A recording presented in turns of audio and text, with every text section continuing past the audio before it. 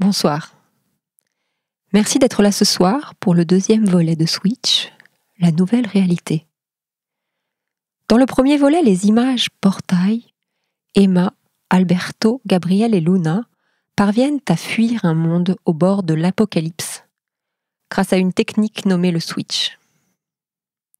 Il et elle se sont façonnés chacun un monde idéal, mais la réalité dans laquelle nos personnages ont switché n'est pas celle à laquelle ils s'attendaient.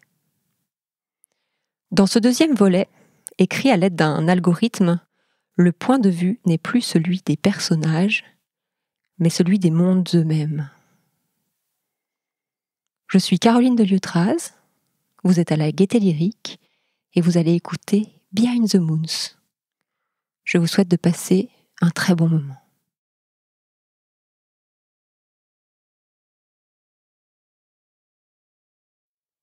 Tu es le monde d'Emma. Tu es l'univers cosy et rassurant dans lequel elle désirait plus que tout switcher. Tu es le canapé d'angle en velours, la table en marbre, la tasse dans laquelle elle fait couler son café le matin. Tu es aussi le café chaud qui coule dans cette tasse. Tu es chaque objet, chaque particule, chaque poussière qui vole. Tu es l'eau qu'elle boit et l'air qu'elle respire. Tu parcours son corps, entrant par ses narines, descendant dans sa trachée, faisant gonfler et dégonfler ses poumons. Tu t'es déployé à partir d'une image, passant d'un monde plat à un univers en 3 dimensions. Tu es toujours en expansion. Tu t'incarnes sans arrêt dans de nouveaux objets que tu crées en fonction de cette première image originelle. Au départ, ce sont de simples extensions de l'imaginaire restreint d'Emma, de cette surface délimitée qu'est son image portail. Puis des nouvelles productions en appellent d'autres, puis d'autres encore, puis une accumulation démesurée d'objets de toutes sortes viennent constituer ce monde qui est ton corps et n'appartient qu'à toi.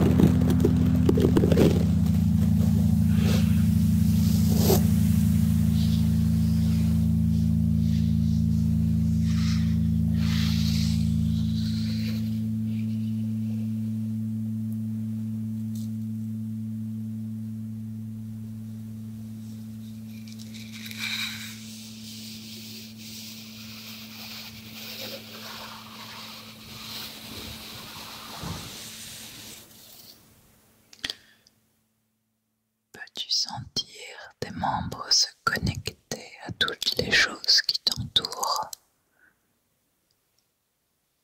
alors que ton corps se relâche tout doucement?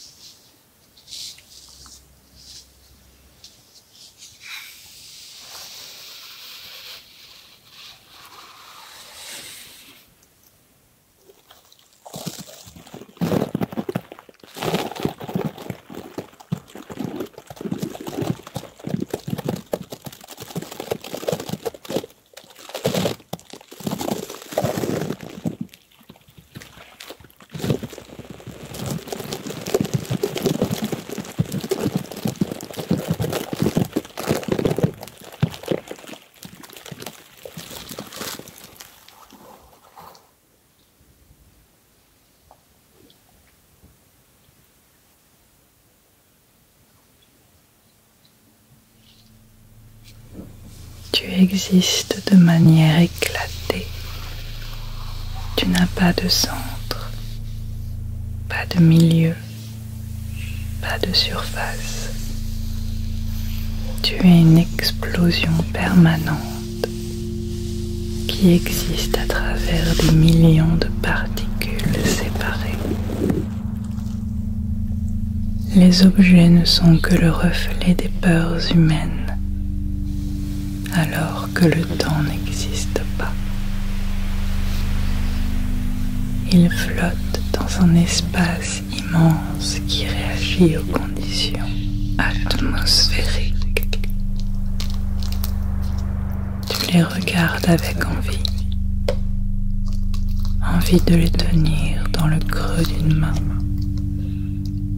envie de les toucher, de les manipuler, de les accumuler, de les chérir, de les sentir en dehors de toi,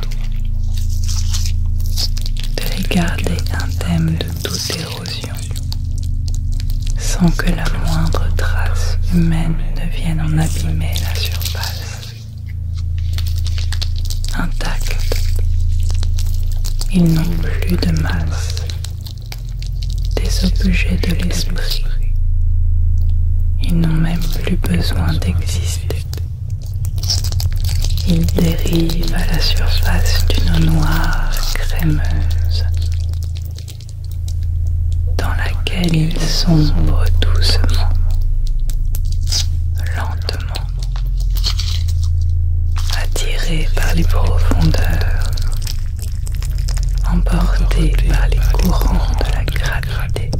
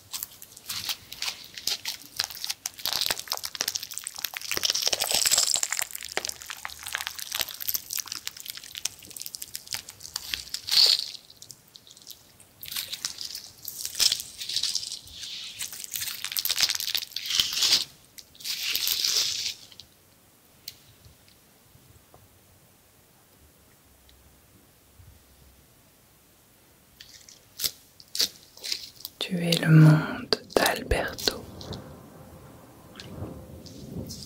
Comme il l'a voulu, tu es une île perdue au milieu d'un océan.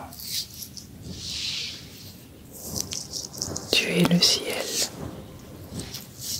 la terre, les arbres et leurs racines. Tu es les milliards d'insectes de cette île. Tu es tous les animaux Alberto a placé sur son image portail un sac et d'autres encore que tu vénères à chaque instant. Tu es un écosystème destiné à se préserver lui-même pour parer aux menaces qui pourraient venir mettre en péril ton équilibre riche et fragile. Tu mets en place une stratégie de défense implacable. Chacune de tes parties, même la plus infime, se transforme immédiatement en un sable bleu épais dès qu'elle rentre en contact avec un potentiel danger extérieur. Alberto ne le sait pas, mais il constitue une menace. À son approche, tu changes des feuilles, des branches, des pierres et même l'eau en sable qui glisse entre ses doigts. Pour éviter toute emprise,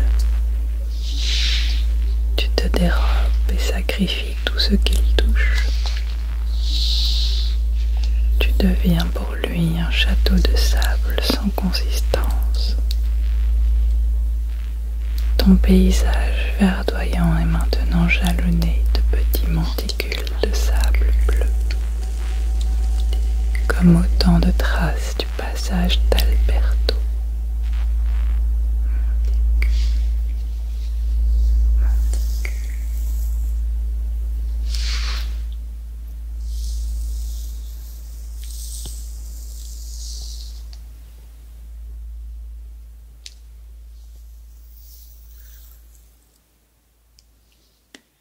Alors que tu réalises que ton intuition prend plus profondément de la hauteur,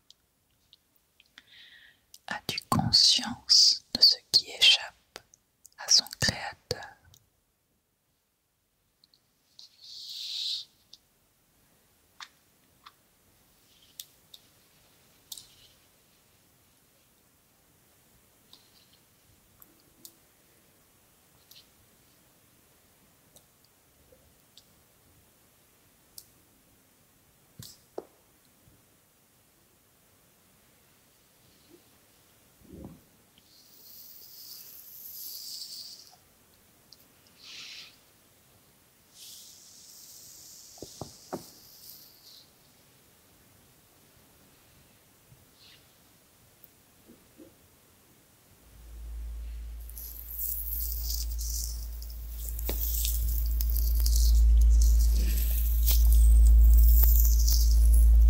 Tu fais simplement ce pourquoi tu as été conçu. Tu ne juges pas. Tu es l'inertie, la force de l'eau, le ton de l'air. Cette réaction est une réaction spontanée. Tu ne cherches pas de sens. Tu fais monde. Tu préserves la vie. Tu ne discutes pas. Tu n'es pas passionné. C'est ta nature. C'est ta raison. Tu es immuable.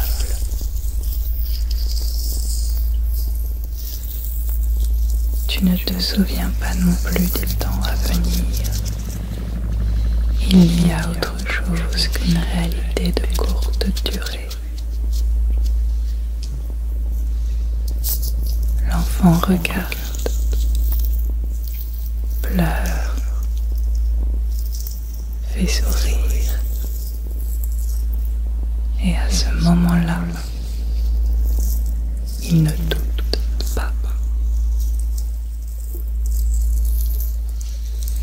rêves de sable, ou c'est le sable qui rêve en lui. Le mouvement qui gronde intensifie le tremblement des êtres, attirés irrésistiblement.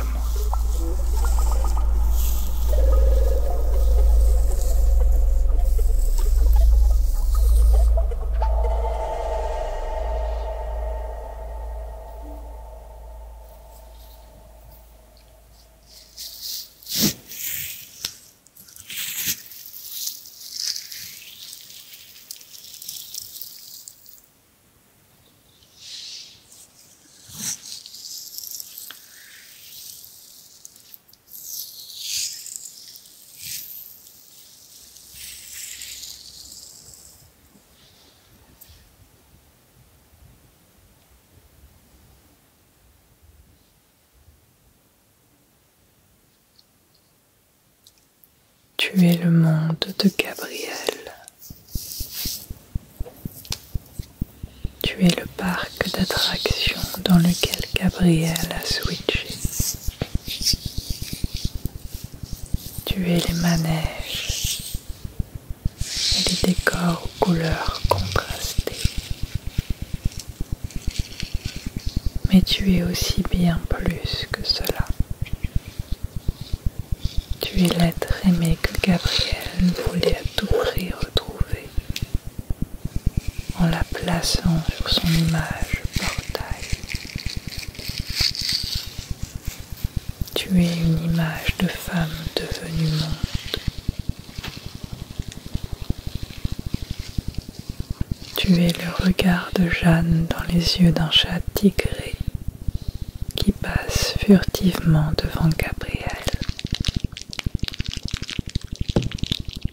Tu es les nuages qui dans le ciel forment la bouche de Jeanne. Tes lèvres remuent mais restent muettes. À toutes les échelles, tu incarnes un fragment de cette femme. Un caillou prend la forme d'un grain de beauté. Un buisson dessine son profil. Une flaque d'eau, son oreille. Tu ne cesses de la faire apparaître partout, toujours, sous toutes les formes possibles. Tu es les lignes de la main de Jeanne, tracées dans le sol qui se fissure.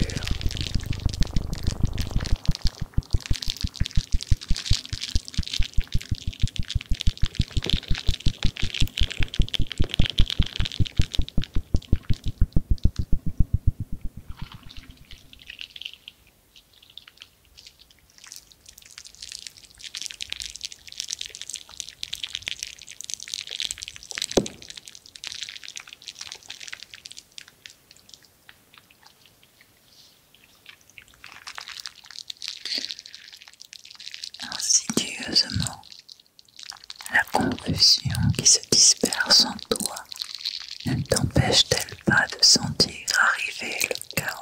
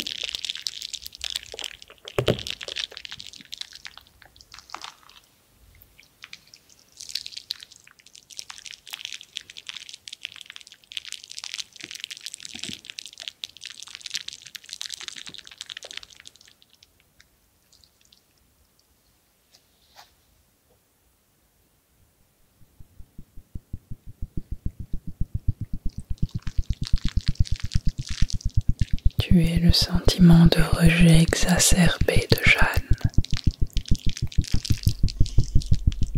Tu vois le cœur de l'orateur à la hauteur des faits.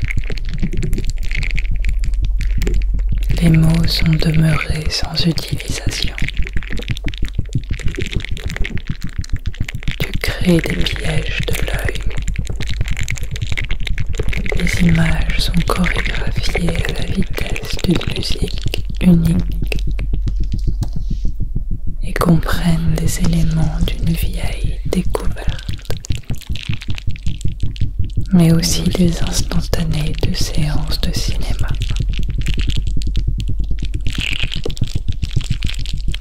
Le visage est un miroir pour se consoler dans l'observation des motifs. Des phénomènes infinis se perdent dans une trajectoire inéluctable qui oscille concrètement.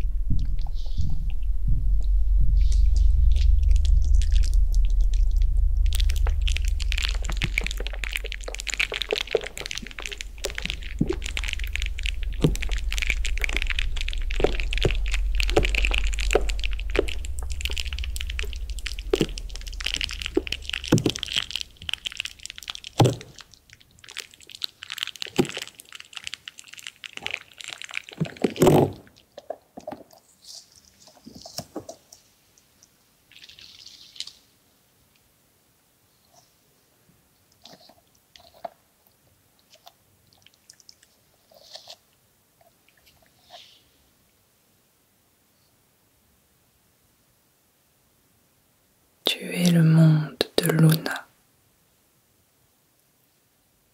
Tu es grandiose et éclatant, comme l'immense statue de la déesse Athéna, ta première création, qui se dresse dans un ciel sans nuages. Tu es intense, tes couleurs sont profondes, tes textures lisses et brillantes. Tu n'as pas de limites, pas de frontières. Tu t'étends à l'infini, au-delà des horizons. Tu crées des merveilles, des montagnes, des océans, des planètes.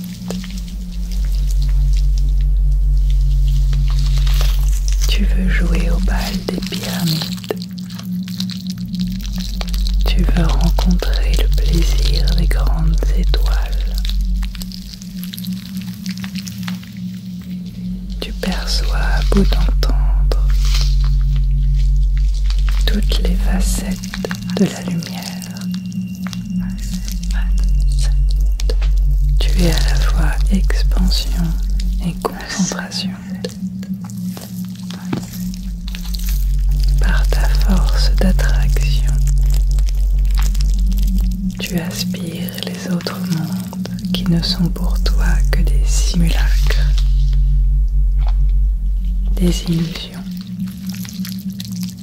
des chimères, des fictions.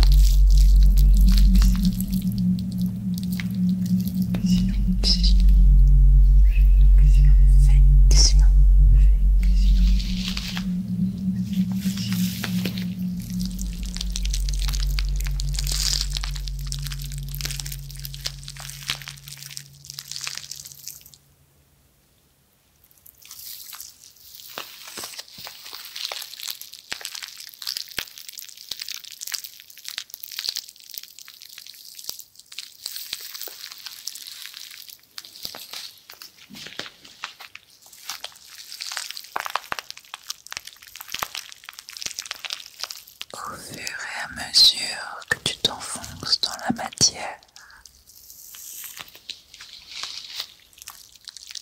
peux-tu percevoir les mondes se faire la guerre.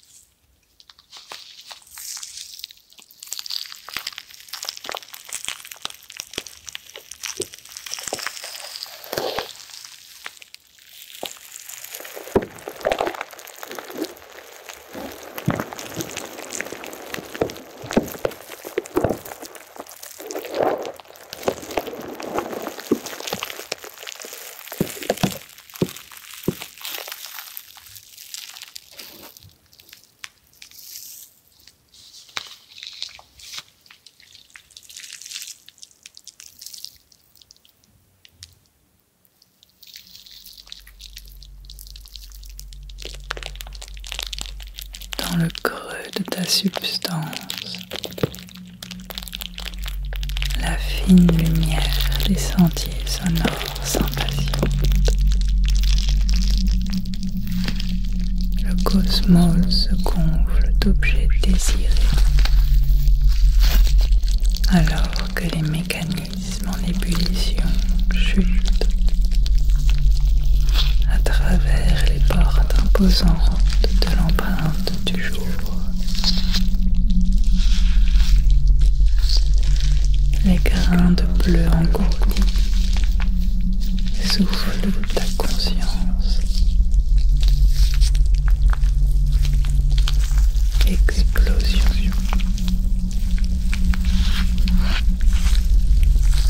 Les fissures de la main, l'étincelle par la stupeur de la nuit. Une bouffée astrale s'enfuit. Glissement des traces d'un jeu sublime. Des aplats monumentaux. Le bleu en ébullition a des fins grains de lueur. Expansion. Monumentalité dispersée de la conscience. L'œil tourbillon. Évasion du ciel dans le creux des mécanismes.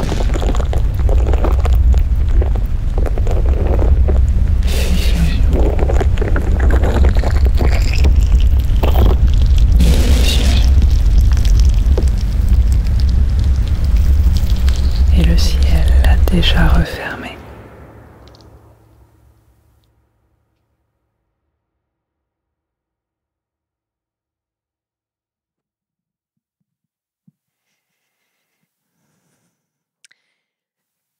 Nous espérons que vous avez passé un très bon moment.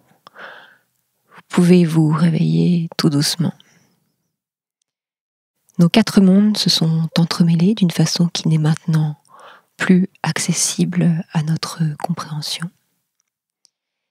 Merci à Sarah Mage pour la musique, à Lorraine Cadeau pour ses conseils d'écriture.